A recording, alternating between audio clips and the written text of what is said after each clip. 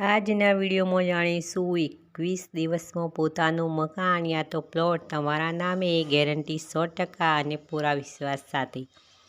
આવા ઘણા વિડીયો યુટ્યુબમાં ફરતા હોય છે, તો તે વિડીયોની સચ્ચાઈ શું છે તે વિશે જાણીશું અને ખરેખર શું 21 દિવસમાં પોતાનું મકાન મળી જાય? તો હા, મકાન મળી જાય તે વાત સાચી છે, પણ 21 દિવસ કે 21 મહિના તે વિશે જાણીશું। તો તે જાણવા મારો વિડીયો અંત સુધી નિહાળવો અને મારી ચેનલને સબસ્ક્રાઈબ ન કરી હોય તો સબસ્ક્રાઈબ કરી દેવી અને એક લાઈક અવશ્ય કરવું। તો ચાલો જાણીએ 21 દિવસમાં પોતાના નામે મકાન લેવાની વિધિ શું છે।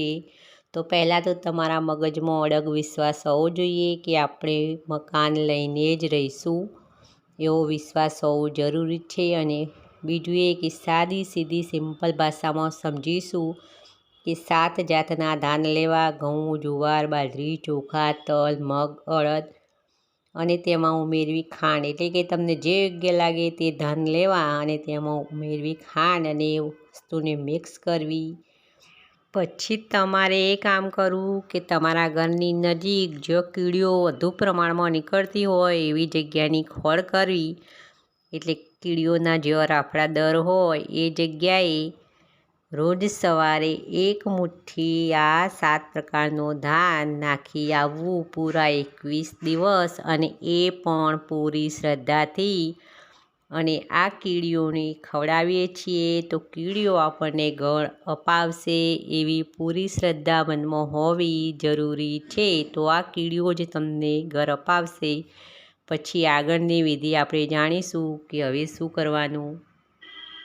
પછી તમારે એક શ્રીફળ લેવું, જે આપણે મંદિરમાં ભગવાનને ધરાવીએ છીએ તે શ્રીફળ લેવું અને તેની જટા ઉપરથી ઉતારી લેવી અને જે કાછલી હોય અંદરથી નીકળે તેના 2 ભાગ કરી દેવા। એટલે કે જેમ આપણે ભગવાનને ચડાવીએ છીએ તે રીતે આ વિડીયોમાં જેમ દેખાય તે રીતે 2 ભાગ કરવા નારિયેળના, અને તે ભાગમાં જે 7 જાતનું અનાજ અને ખાંડ મિક્સ કરી હોય તે ભરી લેવું અને નારિયેળને ફરીથી ચોંટાડ્યું હોય એ રીતે સીધું કરી લેવું। એટલે કે બાંધવું કે ચોંટાડવું નહીં, પણ આપણે ફરીથી હતું એમના એમ કરી દીધું તે રીતે જોઈન્ટ રાખવું। એના પછી તમારા ઘરની નજીક કયો પીપળાનું ઝાડ છે તેની તમારે તપાસ કરવી અને તે પીપળાના ઝાડ નીચે શનિવારના દિવસે સવારે જો તમને કોઈ જોઈએ નહીં તે રીતે આ નારિયેળને પીપળાના થડના નીચે દાટી દેવું। એટલે કે માટીમાં ખાડો ખોદી અને આ નારિયેળ જે 7 જાતનું અનાજ અંદર ભરેલું હોય ખાંડ સાથે તે અંદર દાટી દેવું અને કોઈ જુએ નહીં તે રીતે તેની ઉપર માટી નાખી અને દાટી દેવું। અને હા, તમે ખાડો ખોદી અને અંદર કંઈ ક્રિયા કરી છે તે કોઈને ખબર પડવી જોઈએ નહીં, તમે એકલા જ હોવા જોઈએ।